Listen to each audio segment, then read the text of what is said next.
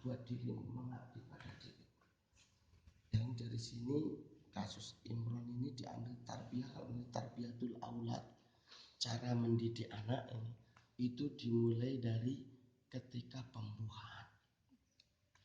Bahkan kalau Rasulullah membimbing juga dari sebelum proses itu, proses jima dengan istri itu sudah langsung dibimbing oleh Rasulullah dengan satu doa itu, Allahumma jannibna syaitan wa jannibis syaitan ma razaqtana. Itu dari situ. Ini ya kita ini harusnya saya masalah tarbiyatul aulad ini juga pada mas-mas yang belum nikah. Jadi karena ini juga karena kan punya anak, tapi ini juga belum telat ketika kita semua juga sudah keluarga, sudah punya anak turunan seperti ini, nggak telat ini. Mas udah nikah? Udah.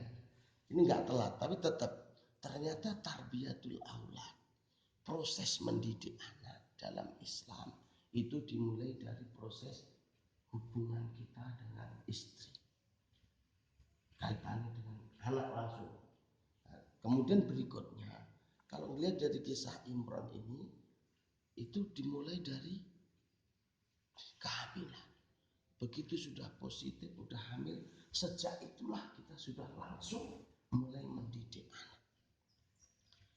Dari pelajaran kita ambil dari kisah Imran tadi adalah ketika dia langsung menghaidkan, seperti yang pernah kita singgung, jangan pernah kita meniatkan untuk minta keturunan kepada Allah semata-mata untuk mewariskan dunia. Tapi ketika kita mohon kepada Allah minta keturunan, niatkan, ya Allah mohon beri aku keturunan untuk aku bisa mewariskan hamba-Mu yang akan mengimani Engkau. Izinkan ya Allah aku untuk mewariskan generasi orang-orang yang mau jidatnya rukuk sujud kepada. Itu keluarga Imran seperti itu. Khusus ya Allah yang ada di perlu aku lancarkan untukmu, biar menjadi hamba yang nanti mengabdi kepadamu. Seperti itu. Dan ternyata ketika ini keturunan itu bukan masalah ringan.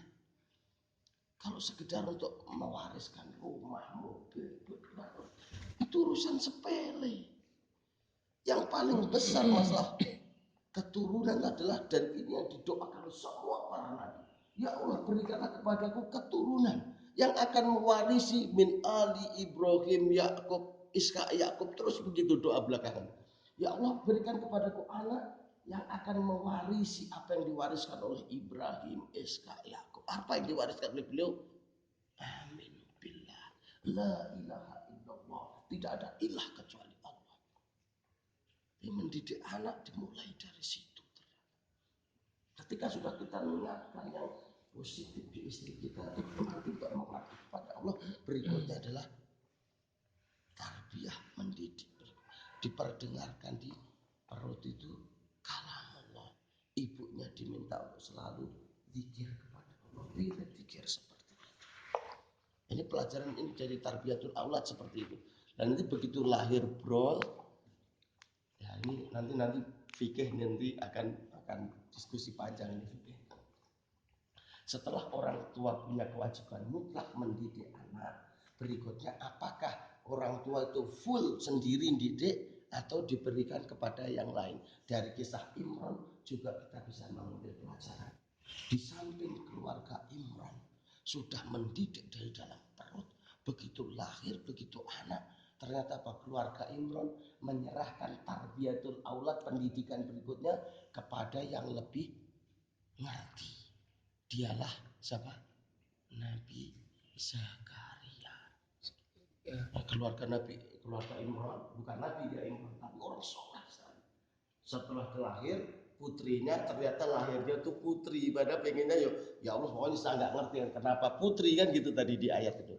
Tapi terserah, pokoknya dari awal saya niatkan untuk dirimu ya Allah anakku ini. Kemudian setelah lahir udah agak gitu diserahkanlah anak ini pendidikannya kepada Nabi Zakaria. Lebih hebat lagi.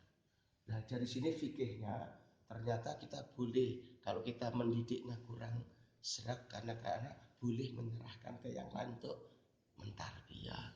Dan keluarga Rasulullah jangan tanya Rasulullah dari disusuin berapa hari langsung diserahkan pindah ke Solo. Hidupnya Rasulullah malah diserahkan di pedalaman dengan Bunda Halimatus Sa'diyah itu. Seperti itu. Ini nanti juga diambil fikih. Oh ternyata kewajiban orang tua pokok mendidik anak untuk mewariskan akidah, mewariskan rukuk sujud. Tapi ketika dalam pendidikan itu merasa kurang, boleh menyerahkan kepada pihak lain yang lebih mampu untuk mendidik anak kita. Kalau sekarang boleh lembaga pendidikan, tapi ya jangan ngawur. Lembaga pendidikannya dipilih, jangan asal lembaga pendidikan yang mahal, yang bagus, jangan. Jangan-jangan itu nanti punya syiah, begitu. Ya, lembaga pendidikan yang benar-benar kita teliti memang mewariskan la ilaha illallah yang benar, menteladani Rasulullah yang benar, seperti itu. Nah kemudian sudah subhanallah, ketika beliau dididik oleh Nabi Zakaria luar biasa. Dan dalam kondisi seperti itulah Nabi Zakaria juga belum punya anak.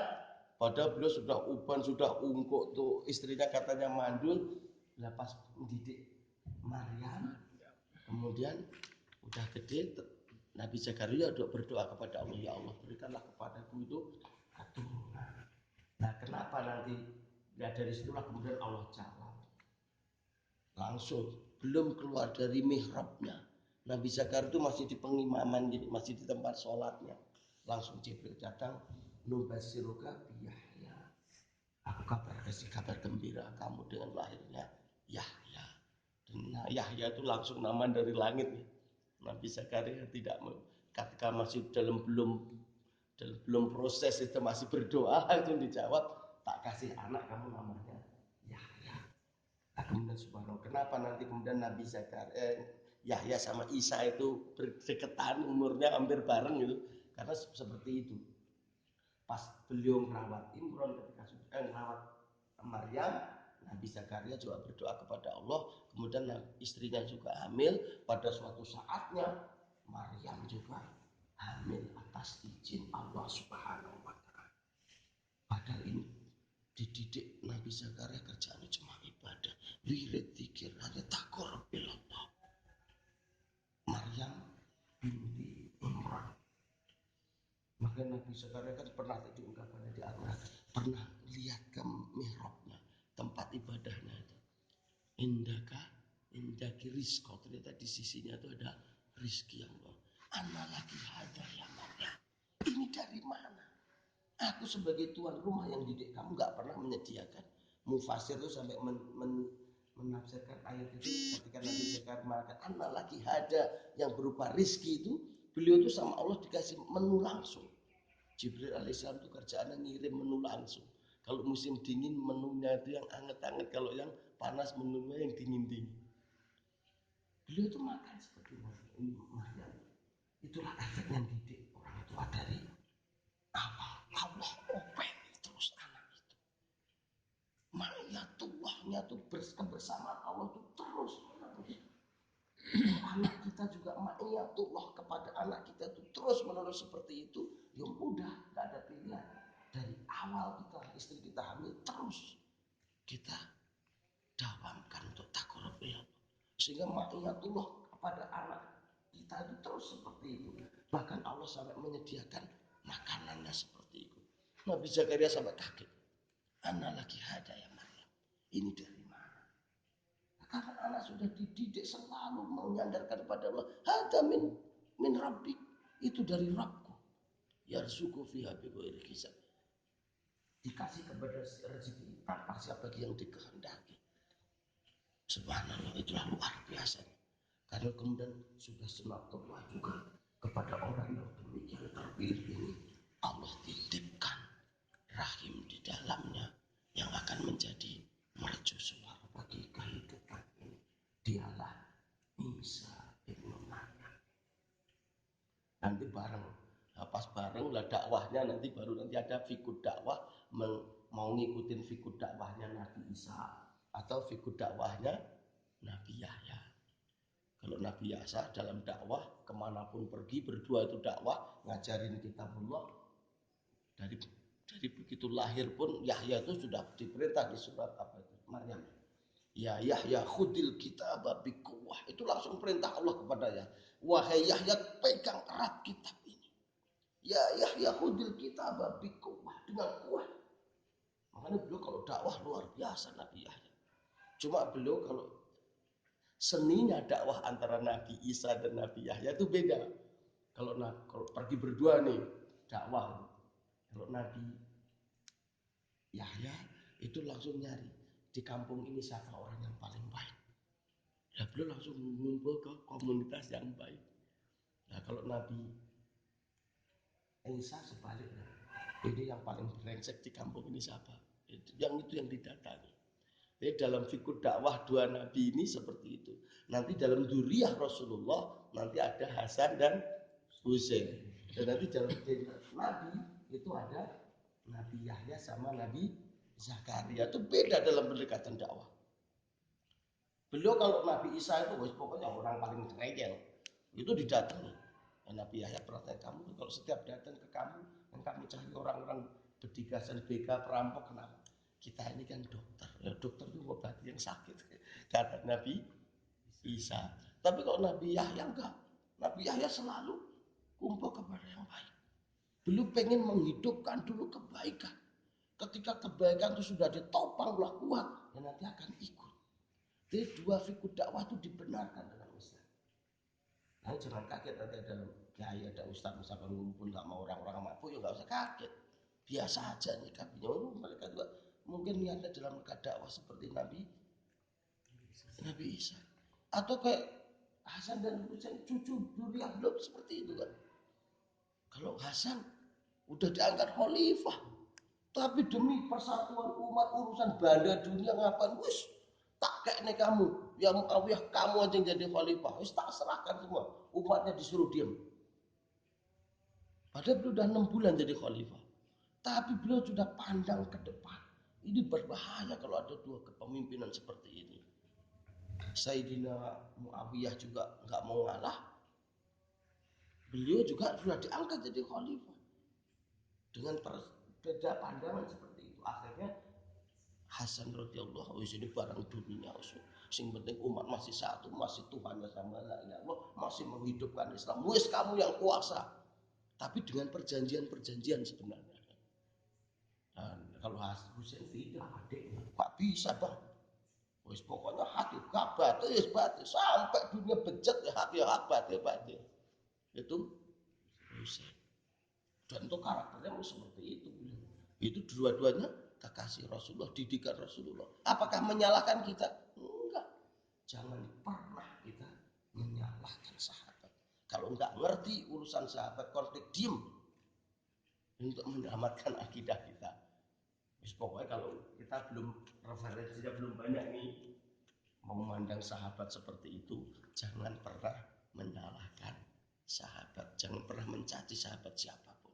Karena sahabat itu Allah sudah ridho seluruhnya. Pandanglah itu sebagai qada Allah untuk menyebarkan Islam. Wis jangan menyalahkan sahabat. Meskipun ada salahnya, jangan pernah kita menyalahkan. Wis pokoknya kita pandang apapun yang dilakukan oleh para sahabat itu qadarullah untuk dakwah Islam itu biar lebih menyebar gitu aja. Benar belum? Wis urusan dunia tak kayak ini kabeh dah diserahkan seluruhnya. Adiknya nggak bisa bang. Ini batil ya batil terus. Tapi sama kakaknya suruh diem selama Muawiyah masih menjabat. Nah, ketika Muawiyah meninggal kemudian Yazid naik ke pimpinan, kemudian beliau tidak kuat menahan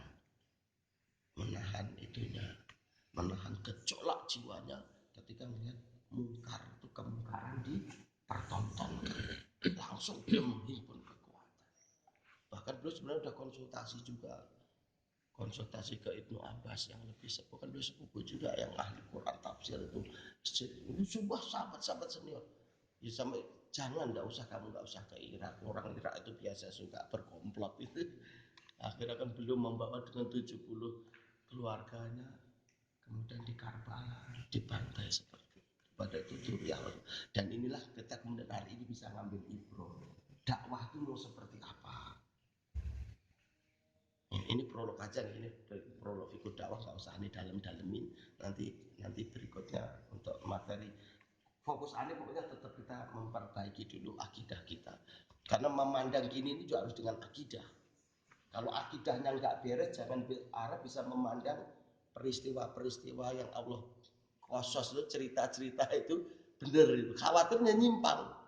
Banyak saudara kita yang akidahnya belum benar menyoroti masalah itu.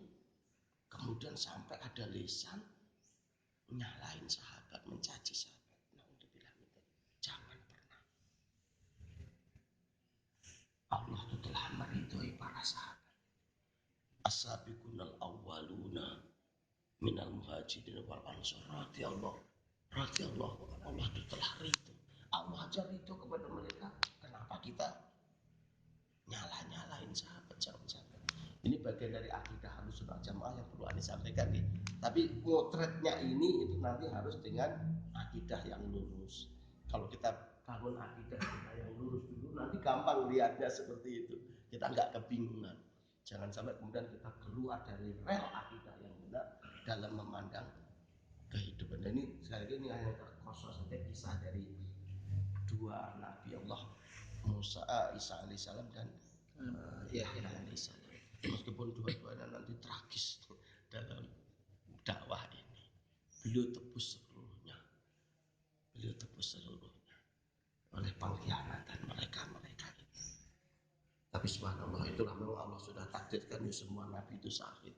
Dan beliau juga yang syahid itu kan masih ada sampai sekarang, nggak boleh dikatakan yang syahid itu meninggal.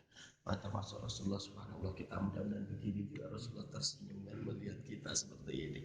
Ya Allah, itu mudah-mudahan kemudian malaikat dari muka bumi ini sampai arsy memohonkan ampun kepada kita, dan kemudian Rasulullah melihat seperti ini kemudian ridho gitu, hasil benar-benar umatku itu nanti harus kita berharap dapat syafaat yang seperti itu. Karena beliau ajarkan seperti itu. Rasulullah begini tuh, ngeriung ngaji di teras masjid. Beliau kan terkenal. Kalau nggak di Bait Al-Arqam, di teras masjid. Waktu sudah ada masjid, atau di Bait Al-Arqam itu waktu fase Mekah masih sembunyi-sembunyi. Kalau udah di Madinah, beliau ya di masjid Nabawi itu beliau tiap hari seperti ini. Setiap selesai sholat sebelum masuk rumah beliau, kalau harus ada disampaikan semalam turun kepada ayat Al-Quran dibacakan semuanya di depan sahabat. Kemudian masing-masing menghafal kan. Tadi Rasulullah menyampaikan wahyu ini, semoga disampaikan semua sejak apa? Kita subhanallah sudah genap 30 juz kita. Ya, mudah-mudahan Allah mudahkan.